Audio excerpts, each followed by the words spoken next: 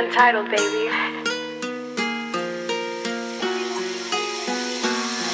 I've been trapping all day, couldn't get away from my dope scale. I'm a coast stunner, road runner, you got no bells. More money, I need more sales. Make it hell, make it hell.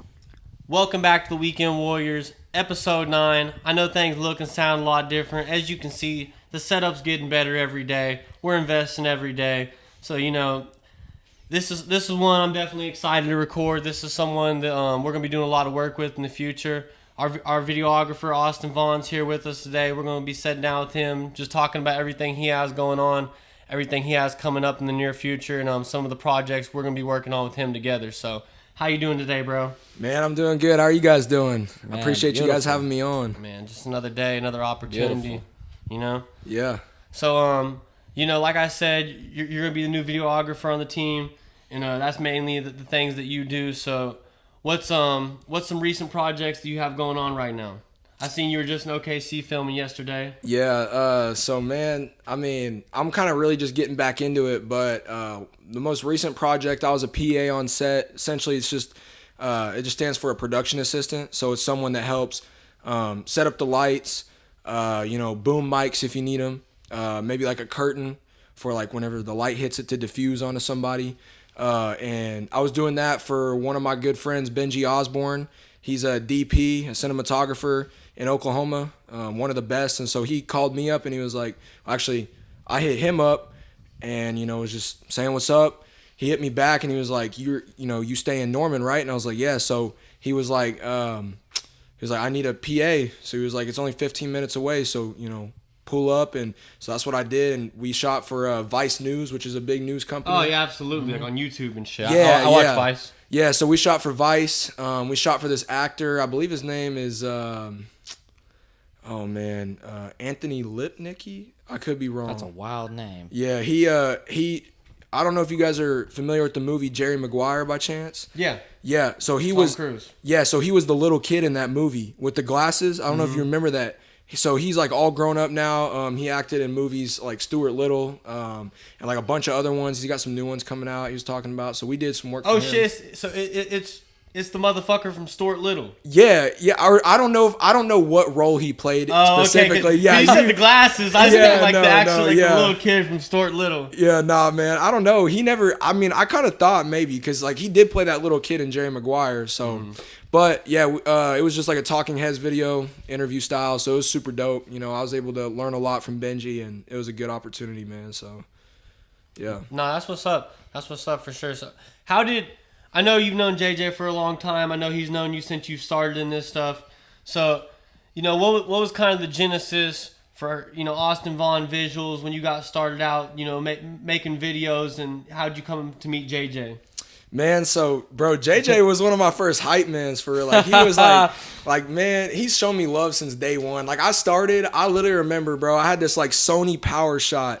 And it was the type of camera where you couldn't even detach the lens. Like, it was like a little button and it would just zoom in and out. You remember that, don't you, bro? Like, Bruh. Man, I'm talking like day one. Like, my videos were so trash, like so bad. And, man, JJ, like, I remember he kind of first started mentoring me and like giving me words of advice and stuff. And me and him grew close whenever I was working with ABK. And then he kind of like coached me in a way whenever I was like progressing through my videography career, getting better cameras, more knowledge, all that type of stuff. And like, he was honestly a pretty pivotal point. I mean, for me, because there were times whenever I'd get done with the shoot and there were times whenever he would be like, how long you been working for? 10 hours or whatever. All right, come on, let's go. And he'd take me to the gas station, get me like a Gatorade or something and, send me on my way. So, I mean, man, me and him have gone back in the day. Like I remember being in class with you actually. Oh man.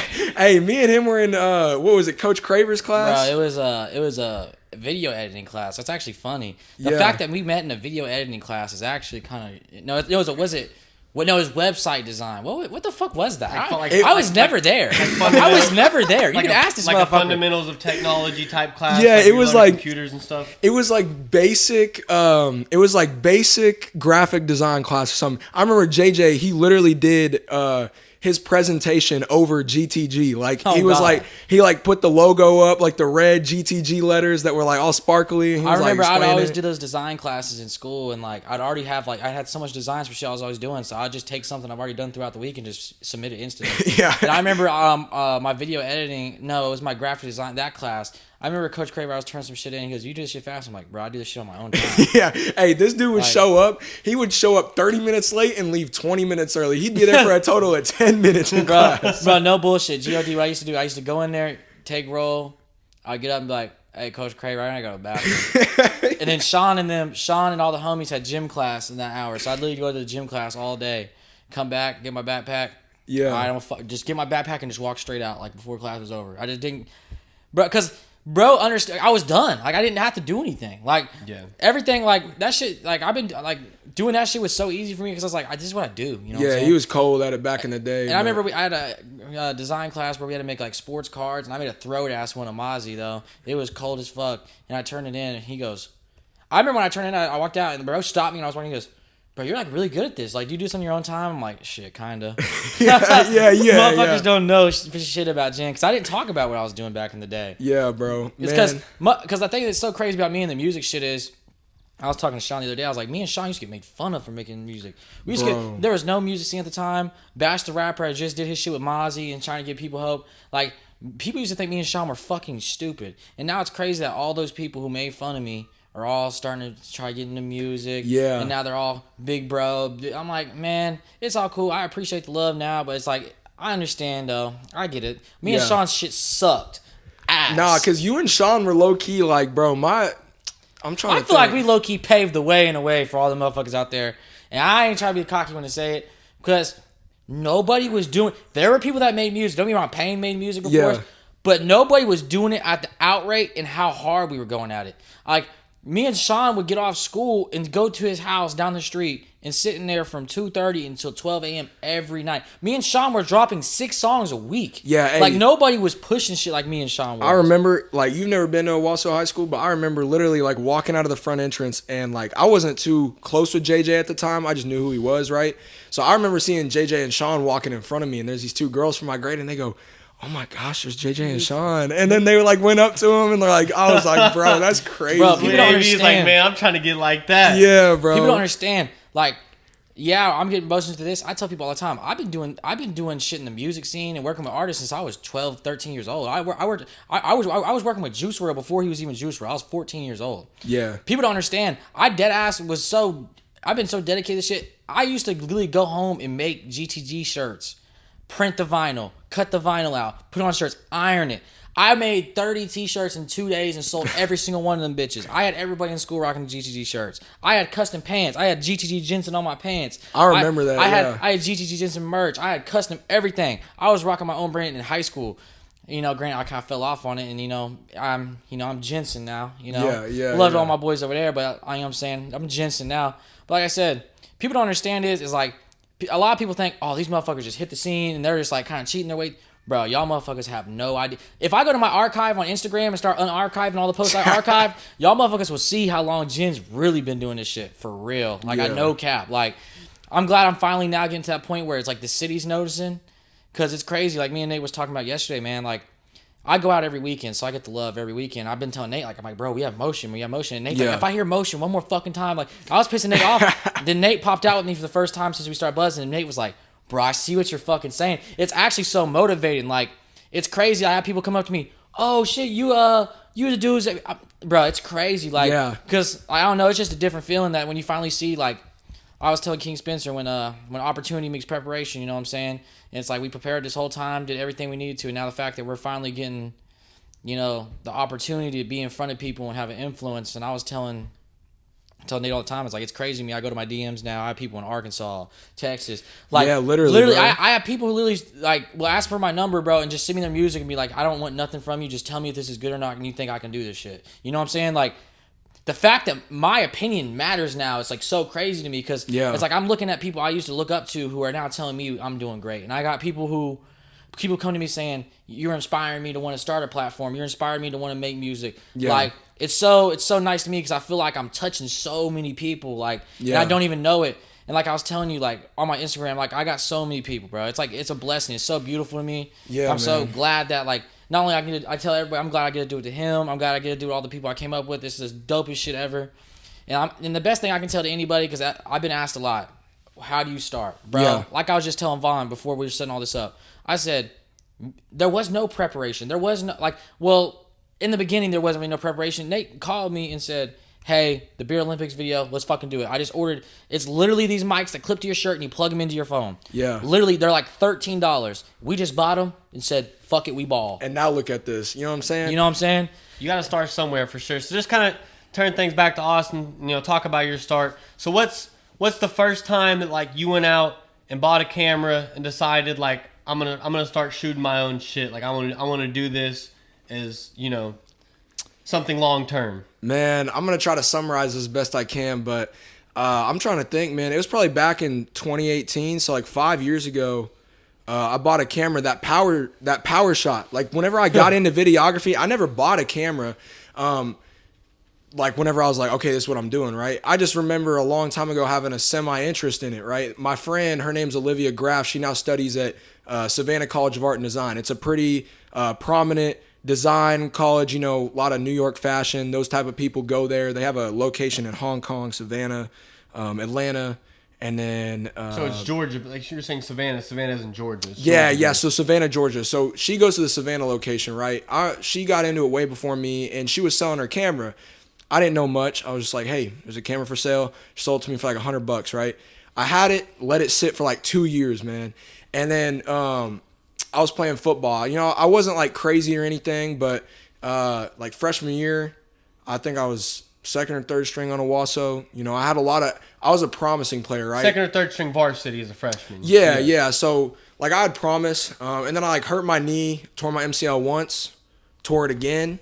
And then the last time that I hurt my knee was junior year. And, you can see the scars right here. You know what I'm saying? It turned inward, and the doctors were just like, at this point, you're thinking about long-term, right? So they were pretty much telling me, like, you can still go if you want, but at this point, it's on you if anything happens, right? So I was like, okay, cool. So I put it down, and I was like, how can I still be close to the field, So literally, like, those college football highlight videos y'all see on YouTube? I always loved those growing up, right? So I was like, hey, Mom, can I have a laptop for my birthday? She got me like a $400 laptop. I started editing on there and just pulling clips from the web. I remember I made a Josh Jacobs video. I pulled his highlight, his college stuff. I pulled clips from Tulsa, just like street shots of Tulsa. Pulled his highlight or his high school stuff and like meshed it all together to like from him in high school all the way to whenever he got drafted for the Raiders. This was a couple years ago.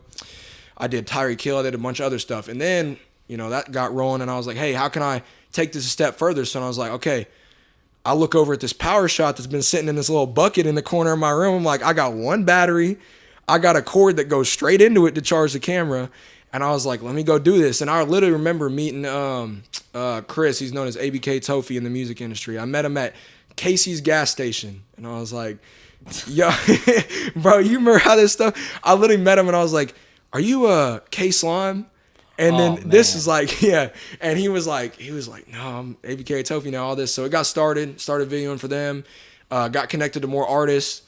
And eventually I just started upgrading my camera. And I really found a love for sports and for music videos. And so I started doing that. Yeah, I seen you did the video of Dayton Fix. That's crazy. Yeah, I mean, man. people around here, that's a huge name, especially somebody like me who grew up wrestling and stuff. I was competing at the same time as him, so that's a big name for sure. Yeah, I was kind of like co-directing it with my friend Devin Diaz. He's a big content creator. I know Devin. He used to wrestle too. Yeah, Union. Yeah, he used to wrestle. He's a big content creator in this area. He runs a agency, and so he kind of hit me up. He was like, "Yo, I got Dayton over here. He wants a bunch of short form content, because Dayton, he wanted to elevate his Instagram, and so he was like, I just need a bunch of 10 to 15 second videos. We were like, all right, we got you. So we went to Gallagher IBA, went there, filmed outside, filmed him running, filmed him up and down the bleachers in Gallagher, and got a bunch of content for him. So that was dope, man. He's a super humble guy for sure. I mean, that's someone who's competed in world championships and made world teams and things like that. Bro's been in the national finals and stuff. So definitely somebody who's a big name. That one definitely caught my attention. Like, I talked to him, and I knew you were doing this stuff before that, And I seen you did the one with him. Like, oh shit, he just did a video for Dayton Picks. Yeah, I mean that was definitely he's just humble, man. Like that's that's the big thing I took away from it was he was super hard working, but then he also he gave it all to God. So he was like, man, he said I wouldn't be anything without him. He was like, there's a reason why I've gone back to back to back. He was like, of course, it's my job to sit here and work hard in the wrestling room and really put in the hours in the weight room. But he was like, at the end of the day, man, he was like, that's all through him. So it was just really cool to see his perspective because he could have easily had such a big head and been kind of just like, let's get this over with, man. Like, I got better things to do. But he really took his time, put forth effort to make the videos look good, and then even drop knowledge to us. So it was a pretty cool deal, man. Speaking about keeping it close to field, I know me and you talked a little bit. We didn't really get into it. So I heard you're doing something with the OU football program or the OU athletics program. Yeah, man. Yeah, that's been in the works. I'm actually about to start with them. So I had a dude who does graphic design up at OU for OU football. He does a lot of like the recruit stuff. So, whenever you see like a big recruit commit or whatever, you see the graphic that they post. He does a lot of that. You want to hear a fun fact? What? Jen actually got offered a scholarship at OSU to do that shit. Are you serious? Carson Crops recruiter.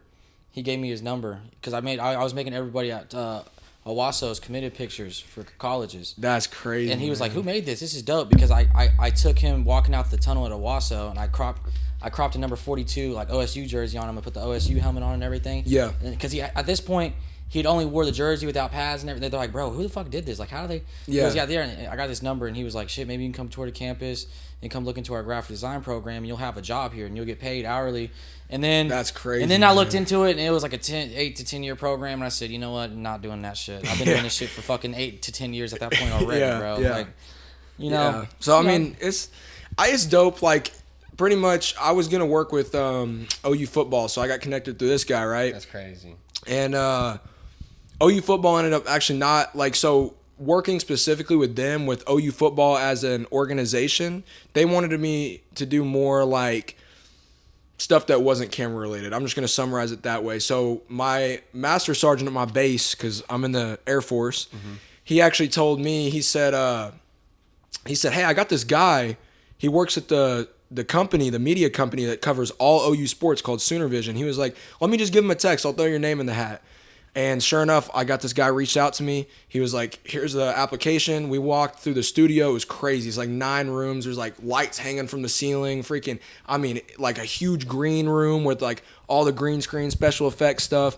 And then they got the room where they record or like control the big jumbotrons. And it looks like a spaceship, So he walked me through there and I was like, this is what I want to do. So got it chopping with him. He's like, yeah, we do the video stuff for OU football, track, soccer, basketball, whatever sport you can think of, right? So I'm about to start that. I've been moving through the interview process. I got accepted and then, like background checks and all that stuff that I got to do. But I'm about to start with them, and so that's really exciting. Shit, you're in the Air Force. What they got to fucking check? That's you're employed by government. That's crazy, though, because like you told us about the stuff you're doing with Vice, and then you told us, about that type of thing. And it's like, it's one thing, the stuff that you were doing with music videos, to have your own camera and be doing your own productions and stuff like that. But it seems like the stuff you're learning now is like, this is stuff that you could take and you can quite literally. This is big studios, big money shit. That's what I'm saying. Like this, it's really amazing to hear. You say you getting all these opportunities from just you starting with your little power shot camera in a graphic design class and gain that inspiration. Because like the things I've realized is shit moves fast. Who knows? You might work for that OU thing, and next thing you know, they fucking have a fucking crazy. They have a fucking headline for CBS game. Or Let's say for some reason OU goes to fucking college football playoffs and somehow makes it to a national championship, and now the whole world's watching, and you got people from Fox and everything down there, and you might just bump into the right person. Next thing you know, you're fucking working on the NFL shoots and shit. Right, exactly. Like that's how quick shit happens. Like people think it. Like people, I guess since we live in such a small area in town where people are scared to dream here. It's always shattered. Your dreams, it's finally now to a point where people are starting to recognize that, you can do this shit in Tulsa. It's just more of you have to get up and go do it. Well, and I'd almost say it's also kind of like a comfortability thing, or however, I can't really say the word, but you know what I'm saying? Yeah. They get too comfortable, essentially, right? So, there was a poll that came out in 2020, right? And it's split up by regions in the United States. So there's the Southwest, West Coast, East Coast, Northwest, Northeast, all that stuff, right? And it takes the average of everybody from the ages 18 to 28, and it averages how far away they live from their hometown or their parents, right? And so it'll break it up by region. And there was not a single region where it averaged above 50 miles.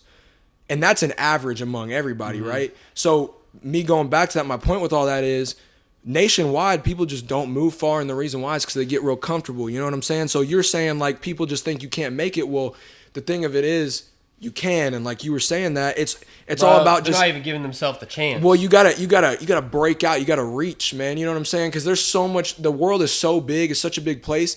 If you put your like, there's gonna be times where you're going in somewhere and you're nervous and you're like, this is totally new and uncomfortable. But then if you stop yourself and you're like, why am I feeling like this? Because it's uncomfortable.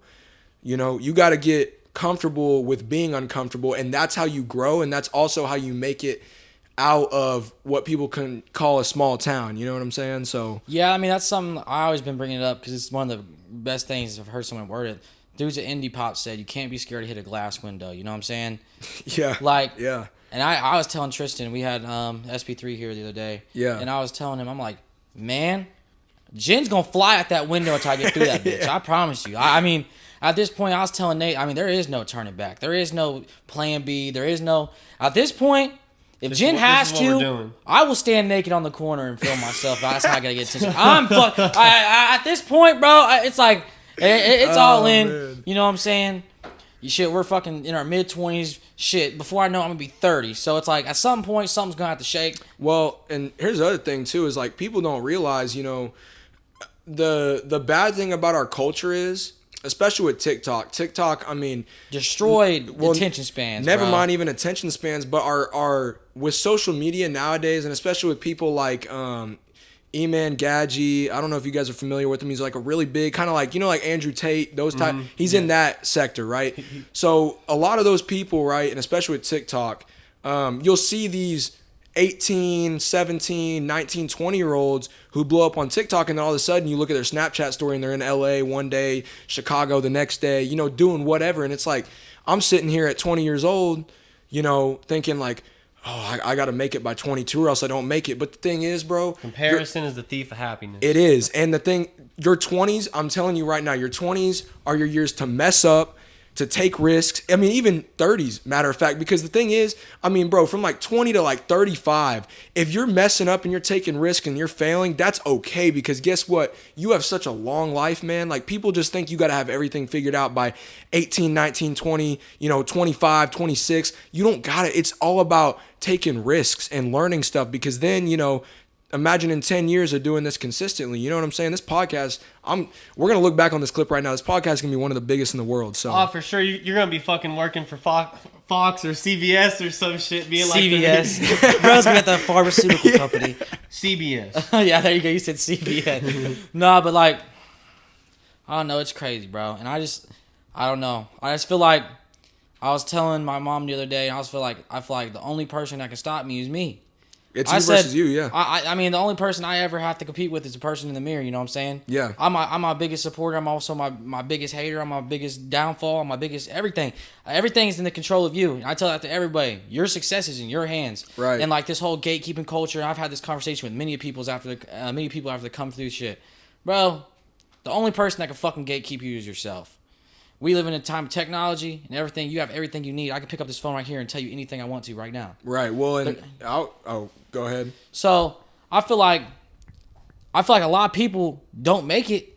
It's because they get discouraged. And this is a conversation I had with Nate. I was like, right now it's cool. We're fresh. We're new. We're getting buzzed. I'm like, at some point we're going to hit a plateau. And that's just how it is. And I told him that. I said, I've been doing this for a long time. And like you said, remember in our ABK chat days, we'd have those highs. And then we'd have them lows. Yeah. Then we'd be comfortable. Like, there's going to be times where you might post a video and it's not going to, you might put hella time into a video and it might not work, you know? Right. And it's just one of those things you can't just discourage. It might be 2 years where you're just fucking struggling to get through it. And then it gets to a point, and then all it takes is that one video, boom, you're right back on top. Well, so I'll just cut you off, but this is our new motto over here. And this is something me and Nate have been saying all week. Okay. It's survival of the fittest. We have all these people making podcasts now. Everybody's doing media pages. we're going to see who outlasts everybody. That's Right. what it is. We're not giving up. I say we're gonna be the last motherfucker standing for sure. And, and honestly, I hope there's other people standing with us. But we're gonna be one of them last people standing. You know, we're gonna stand the test of time. Because I just don't feel like there's really anybody out here doing like we were talking about it earlier. Like we're putting out 2 episodes a week. Yeah, we've done that for 4 weeks straight. Hey, every Wednesday and Sunday, just like church, tune into the Weekend Warriors. Every Wednesday and Sunday, easiest way to remember it. And what people don't understand is he has 2 kids. So people don't understand is all these videos you're seeing are being recorded within 2 to 3 days. So we're recording 3 to 4 podcasts in a row. I can't tell me how many times someone's called me like, "What are you doing today?" "Oh, I'm shooting a pod." They're like, "Bro, you shot a pod for the last 4 days." I'm like, we're week on, week off. Gotta get it while you can. Yeah. You know what I'm saying? So basically, the way we have it set up is like we have a week of just filming straight content, and then we have a week to week where we have our days off, and then all I do is network, plan future episodes, and we just have it in a way where it's so perfect. It's like we ain't gonna get burnt out. We have 7 days on, 7 days off, but on those 7 days we're still working, but it's not in a way where it's like, fuck, I gotta get up, get dressed, drive, and I have to go sit down. Like we're just doing it in a way where we don't get burnt out in a way. And then that's where people like you and Angel 2000 and Bobo and other people are gonna come into play as like we're building this team and network of people to where we're pushing out our content consistently, but then we know you're working consistently too. And right. We can work hand in hand on the things that you got going on, or we can work hand in hand with the things, that we got going on, and vice versa. And so I think that's what's going to help us too, and, give us a broader spectrum, is having all these different people and parts that are going to be in play with us. And I think you're definitely going to be a big part of that. And I haven't spoke on it much, but I do have people that run a fashion brand. They're hopping on my team. Not really on our team. They're not necessarily going to be like Weekend Warriors, but I do have I ain't going to say it because I'm going to get bro on his own episode, but he's basically going to be taking a lot of load off me. Okay. So me and him are going to be working hand in hand when it comes to artists. Yeah. He has his own studio front. Him and his brother started their own designer brand. Their first drop is going to be on neverbrokeagain.com. Okay. They're partnered with NBA Youngboy and them. And this is huge. I haven't talked to nobody. I haven't really told anybody about this, but it's going to be huge. But when y'all know about it, you're going to know about it. It's soon. I'm actually... crazy I'm saying it. Me and Bubba are actually going to a studio tomorrow and sitting down and figuring out the game plan of what we need from each other. Man, that's huge, bro. And so that, I mean, like I said, for me, I don't look at this as like a podcast channel. I don't look at this as I look at this as a business. Media. I was literally just telling you, I want to get to a point where I can walk into a storefront and say, and have motherfuckers already in there, have the shit set up, and all I gotta do is sit down, shoot my hour, dap them up, and be like, all right, when you're gonna start editing it? All right, just let me know when you're gonna drop it off. Automation. That's how I want to get to a point like that. And granted, that's wishful thinking. That's probably years down the line. Who knows how long that may take? But like, that's the goal, though. Yeah. Like, because like, me and Nate really were spoiled, though. Like, me and Nate went from Temu mics to straight to come through Tulsa with all professional setup and one of the best videographers to ever touch Tulsa, Oklahoma. Well, best videographer to touch Tulsa, Oklahoma. We were spoiled, and I was telling Nate, I was like, bro, I don't think you understand how, like, it was all perfect timing. Like, it was just, like, everything just aligned itself in such a way where it's like, bro, we had such a head start, and everybody's like, bro, if we give up now, we're cheating not only ourselves, but we're, like, cheating everybody that believed in us. You know what I'm saying? Right. Yeah. And I mean, kind of like back to what you said, while we're on the topic of you guys kind of producing all these, there's a saying, man, and it has a lot of different meanings, but to me it has one in particular. It's don't crash out, right? I got a hat that says it. You probably haven't seen me wear it because it's new, but it's something that was created by Cole Bennett.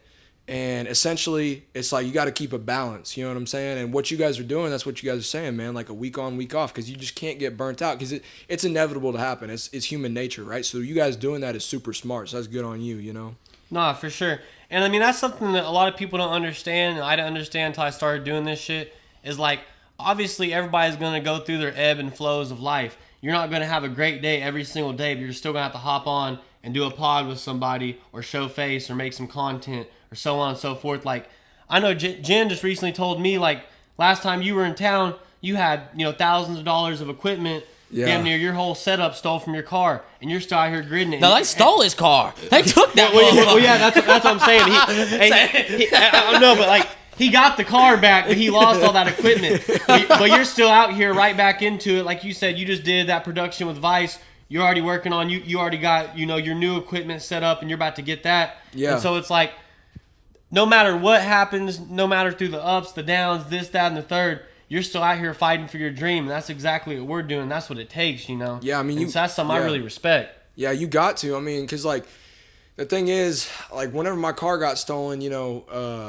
I mean, I'm sitting in Tulsa, right? I got to be back in Norman the next day, and it's like, how am I gonna get back? Like, hey, it's low key. It's low key funny, bro. It's low key funny. Like, I'm sorry. I couldn't imagine if I walked out the bar, bro, and my shit's just gone, bro. I thought I was tripping, bro. I was like, did I not park it here? And I was like, I walked up and down the street like 4 times, and I was like, it's gone. And like the thing was, bro, people out here, man, they'll flip a car in 24 hours, have the VIN, new windshield, all new rims, and it's gone, bro. Yeah. So like for me, normally whenever cars disappear like that, they don't come back. You know what I'm saying? But I had faith in God, and I was like, hey, I know you're gonna return this for me. I know you will. And I was like, I didn't go to the military and do all these things just for this car to get taken 10 days. Into me owning this thing. So you had just got the car. Oh, that's a new car. Yes. Yeah. For those of you, I got this car 10 days ago. Like literally, I mean, not 10 days from now, but at the time that it got stolen, 10 days, man. Like, I mean, I went to military training, got put in a gas chamber and all this stuff. Like, and I was making money in order to buy a car and to go to school. And it was like, for that to get stolen 10 days in, along with my, military uniform and my camera stuff, it was like, what?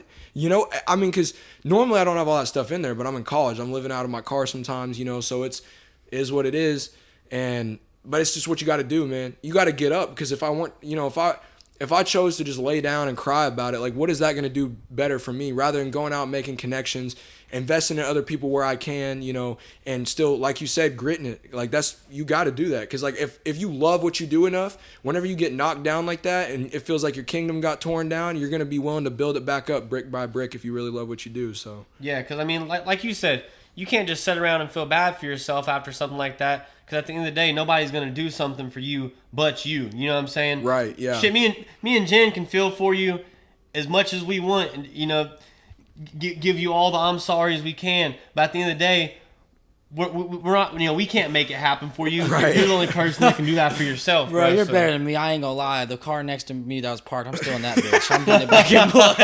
I'm leaving with something, bro. Yeah, we gotta even odds. That boy's making a chain reaction, bro. The next person gonna walk on still that car.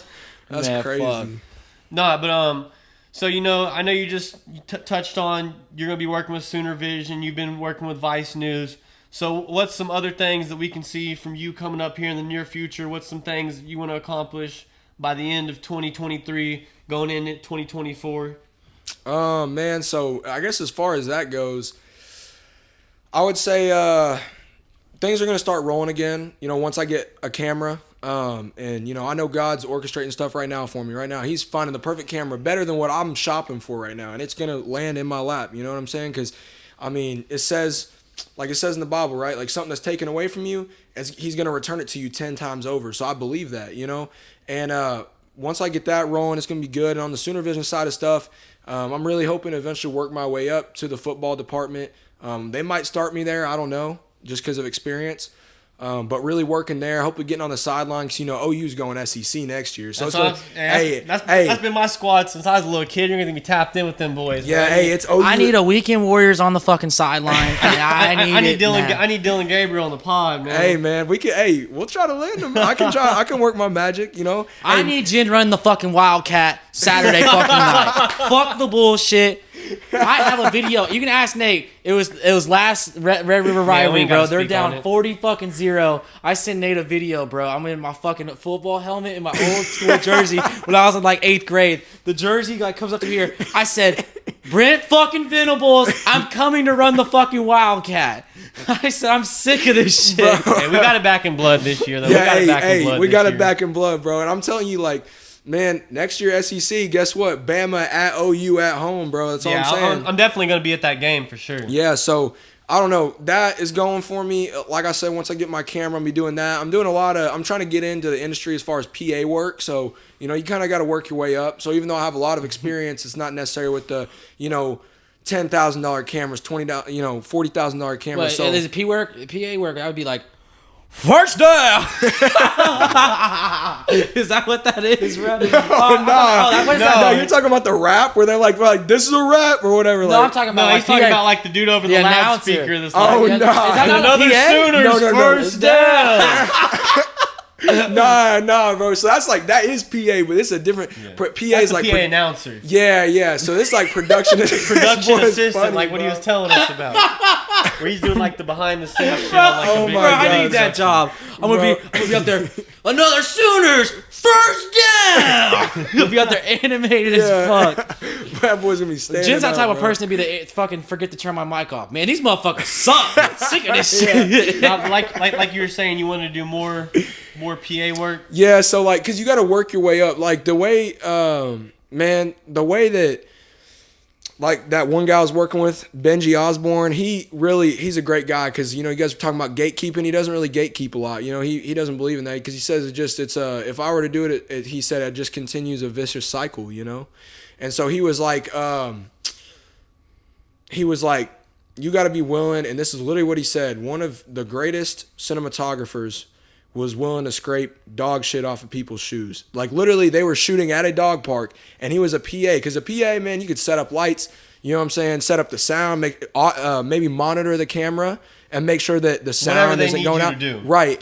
And he was like, you got to be willing to do that because like literally this guy was scraping dog shit off of their shoes whenever they were coming home from the dog park. Like, I mean, this is literally, or like coming out after the shoot was over.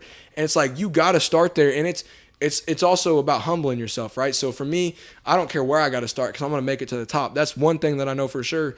And, you know, and then on the side, I'll be able to do more of my stuff, right? Hold the camera. But as far as the industry goes, I got to start somewhere. So I'm going to be doing a lot more PA work around that area. I think it's great I feel like it's just a beautiful opportunity. I feel like it's perfect That's for you because like, the thing is, like, even with Sooner Vision, you might not be holding the camera, but you're going to learn things that's going to help you in your own business and holding the camera. Where you could run your own production of it. If you learn every single job of the background steps and you already know what you know, right, you'll be able to run your own production on that type of level. You know what I'm saying? It'll be yours. Yeah, and it's all about just finding good people, man. Like, there's a lot of, you just got to be careful in the industry. I mean, you know, you guys know this with the music industry. I mean, even like what you guys are doing now.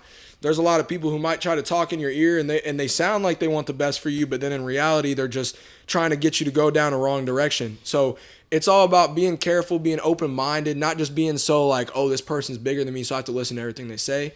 That's something, I think it's crazy that you said that because I was telling Nate this the other day and we were talking about a bunch of future episodes and people wanted on and people are like wanting to join the team and wanting to join this. It's like, I don't want anybody to join the team that's not already in the space, you know? Right. I was telling them that like, you know how many people probably are just so excited, be like, oh, I can do this, it's going to be dope. And then they come sit down, they do it for a month, and they just fall off of it. Yeah. Like, I don't like that. We know you're not going to stop. You're just trying to catch a wave. Yeah, you're trying to get some Instagram clips and look like you're doing something. Right. But you don't love this shit. Like, for you, I know you've been doing this shit. That's You're why I contacted you. With us or without us. Our producer. Right, yeah, exactly. We've known our producer's been doing this shit forever. That's why we hit him up. Yeah. And then these dudes that I'm talking to now, they've got their own shit going. Right, like, yeah. We want individuals that can stand alone. You know like, what I'm saying? the way I look at it is you have shit to gain for us and we have shit to gain for you. Well, that goes across the board with everybody on the team. Yeah. That's the second when someone comes with nothing but just open hands and just wants something, and that's where I'm just like, and it's hard. I've had to tell people, I've literally told people, like,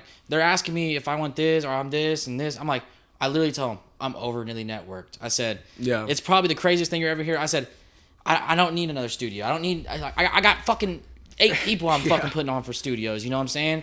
You know, it's hard. It's like to the point where it's like, I can't, I've come in to learn, I can't help everybody, you know? Like, right, exactly. And I'm having to get to that point where it's just like, I'm having to start to tell people no. Yeah. Like, I've never been that type of person. It's never been in me, but like, it's to the point now where I'm realizing that I have an influence on people and I have a space where I can talk and people listen. Yeah. And it's like, I can't just allow any motherfucker in here because like I said, you just never know. Like, someone might join our team just to see how to do this shit on their own, and then dip out, and fucking figure out all they need to know, and go do their own shit. That shit happens like all the time with everything in life. Like, so right now, I'm happy with where we're at.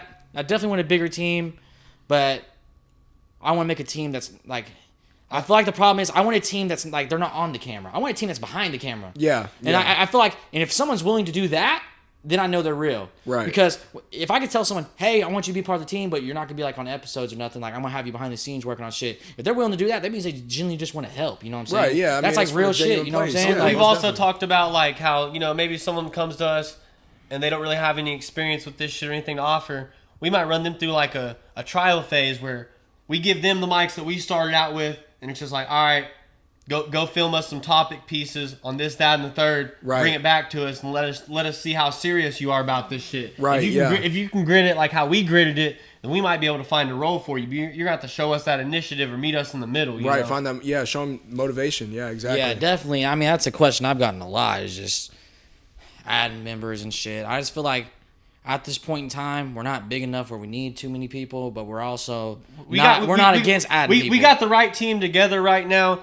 And I think with this core group of people, this is going to remain our core group of people. When it comes to the podcast, for me, when it comes to podcasts, shit, if you're an artist and you need a fucking manager, bro, come talk to me. Give me your budget. I'll help you. And, like, you don't even have to be necessarily connected to this shit. Like, like for me, I'm trying to get to the point where I'm managing artists. I'm managing podcasts. You know, it's on our logo. Everything Tulsa media outlets. So, you know, podcasts, right? Music shit, I want more videographers. I want more photographers. Music I production, want more promotion. producers. Like I want, because you know, there's gonna be times when you're not available. You know what I'm saying? I might need to go holler at someone.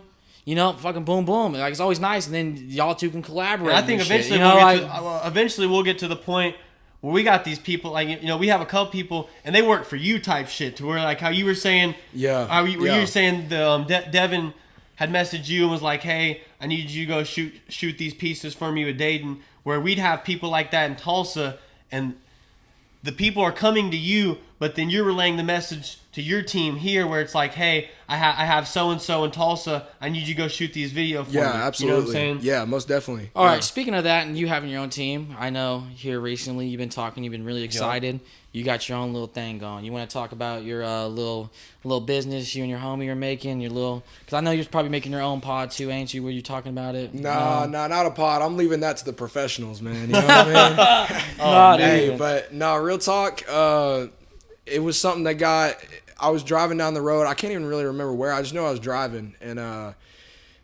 it just hit me out of nowhere. I have a lot of crazy ideas, you know, for music videos and stuff that'll just come out of nowhere, and those are where the best ideas come from. Because, like, whenever I try to think about something, I might be able to come up with something cool, but then I'm telling you, the best ideas, it just hits me. And this idea made me, like, turn down my music, and I was, like, sitting there. I'm driving, bro. I do the same thing. I put both hands on the steering wheel, just staring straight ahead at the road, and I'm over here like, what was that? You know what I'm saying? So I'm like, I'm spelling it out in my head. This motherfucker. Nah, bro, it's like you got a premonition. Yeah, I know what you're saying, but it's just like me. You know, my humor is fucked. I'm just thinking this motherfucker Vaughn, like driving. He's just listening to like some shit. Bro goes. Yeah. Hey, I put both hands on the steering wheel like this, bro. I was focused, but nah. And I said it out loud. I was like, young, legendary visionaries. And then that's whenever that idea got set into motion, right? So it's a brand. I didn't know what I wanted it to be, and quite frankly, I just felt like I wasn't in the spot to even announce it or to really launch something. I didn't feel knowledgeable enough. And so now the time's kind of presented itself to where I can start rolling stuff out, and it just felt like the right time. It kind of got buried a little bit, and then it came back up.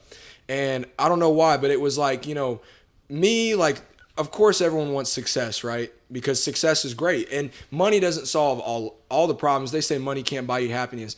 I would disagree. I'd say it could, because honestly, it could take a hell of a lot of stress out of your life. It can provide you the avenues to be happy. Right, yeah. And so, but like for me, I genuinely just want to give, man. Like there's not enough people in this world who do it for other people, and it's like, if not me, then who, right? So me wanting the success, I never, like, as much as like it's gonna be nice, right? I'm gonna be like J. Cole, bro. I'm gonna be in a white t-shirt riding a bicycle down the freaking street and some sweatpants. Like I'm not gonna. You said, yeah. I'm getting a fucking Gucci jumpsuit, hella fucking chains, Hellcat, and I'm getting a fucking Hellcat, and I'm putting my fucking face on that bitch, and then all you broke bitches who try to dog me out, I'm gonna pull past your house, piss on your front lawn, and I'm gonna act like I don't know who you are. That's wild. Fuck you. Fuck your mom. Fuck everybody. When Jen fucking makes it, I don't know none of you motherfuckers. Nah, but like you were saying, the YLK Collective. That's so funny, bro. I tried so hard to keep a straight face. I couldn't do it. Yeah, man. But I mean, YLV, right? So like I said, I wanted to do it for, like I want to be able to disperse the wealth to everybody else and to provide inspiration, right? Like there was this one guy, I mean, even me now, like I'm not big or anything yet, right? But there was this kid who came up to me, he's like, hey, I started shooting because of you. And I was like, dang, like that hit me. That's dope. And then whenever I felt that, along with just like my love of giving, like that's what I love to do, it was like I knew it kind of, the idea started to form. It was like molding Play-Doh, right? You got to get the right form and the right mold. And so it's a event coordination, a film, and a promotion company. And essentially what you can do is like, I could go into a long explanation of it. That's what the premises of the company is. It's also investing into the youth, right? Youth in the community, inspiring the next generation of young legendary visionaries. Because there's a lot of people out there, right? It's called the creative curse. Most creatives don't make it, right? It's honestly the truth. But it's like if I can go and inspire those people and find those, concrete roses or, diamonds in the rough, like that's what I want to do. And maybe give them resources that they would have never imagined they could have had to spark something in their head. And then they can grow and remember, that's how I got started. So let me feed back, and it's going to create a good cycle, So it's kind of, honestly, man, it's inspired from Lyrical Lemonade. I'll show y'all the logo real quick. I'll pull it up because, Cole Bennett, man, like he's one of my biggest inspirations. He's one of the guys that really kind of made me fall in love with the craft of it and really the creativity and seeing how many different places he's even taken it now. He's dropping the Lyrical Lemonade album soon. Yeah. And it's like he's going into music, right? Yeah, he's running his own events. He's doing all types of stuff. Yeah, so there's the base logo for it right there, right? Yep. You can kind of see like the video camera and all that stuff. Now, we'll throw it up on the screen so folks can see it on the YouTube. Yeah, most definitely. And then here's kind of like the one with the color behind it, You see all that. And then this one's just like the one without it, So, I need that on a shirt. As soon as the merch drops, I need it. Hey, what's crazy is I got them all like. We got our merch done first, God damn. Yeah, but no, man. It was an idea that's been baking for a long time, and I feel like it's finally starting to take form and really allow me to roll it out. The page is YLV Collective on Instagram, so it's Go tap in. Tap in. Most definitely. So, but yeah, that's kind of I haven't done a lot yet, so that's about all I can say, but. Just know that it's going to be one of the next great brands, and it's going to be able to inspire a lot of people and give a lot of positivity throughout the world. So Nate, I feel like me and you never ask each other questions. He said he's inspired by Cole Bennett. Who inspires you, Nate? Yeah, who inspired you, Nate? Honestly,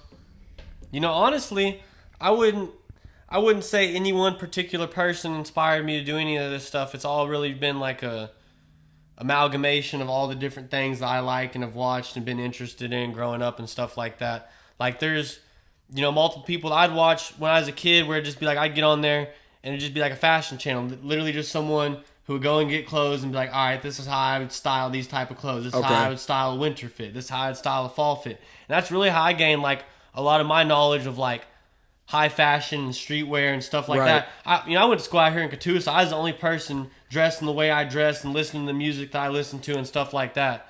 And that's something that's always inspired me. And then I just watch and listen to a lot of podcasts, and it just felt like something that I could do for myself, Right, I'd watch all these people, and I'm like, I spend all day long listening to other people. I feel like I could do the exact same thing and maybe even better than a lot of these people that are doing this shit mainstream. So I would say, honestly, my inspiration kind of came from myself. I wouldn't say I've drawn inspiration from anybody. Yeah. And I'm not trying to say that to sound arrogant or anything that. It's just, this is my own vision of what I wanted to do. And there's a lot of things I've even told him that he might have thought was stupid or like, this motherfucker's crazy. Yeah. But then in time, it's worked out to where, bro's been able to see my vision. Like, okay, I see what he meant by this, or I see why he was so fucking set in his ways on wanting to do things this way, right? Because it worked out for us, so. Yeah, absolutely. I think everybody in every aspect of life gains inspiration from people. I definitely have people I've gained inspiration from, people that have motivated me. So, you're somebody that I definitely have a lot of faith in, and somebody that I'm very confident in. Like I said, regardless whether you're doing this shit with us or not, you're going to be making some shit work. So, right, yeah. I appreciate you sitting down with us today, giving us your time. This is somebody that's on the team, somebody you're going to be seeing of a lot. Definitely somebody who's going to be a big part of things. So, I appreciate you, bro. I got all the confidence in the world in you. Yeah, hey, you guys will see the work soon. Don't worry. It's coming. You guys will see it, for sure. I just want to say I was inspired by Stone Cold Steve Austin. That's it? That's all you want to say? Well, yeah, because all he does is whip ass and drink beer. Hey, it's been the Weekend Warriors, episode 9. We're here with our boy AV. Signing off. I've been trapping all day, couldn't get away from my dope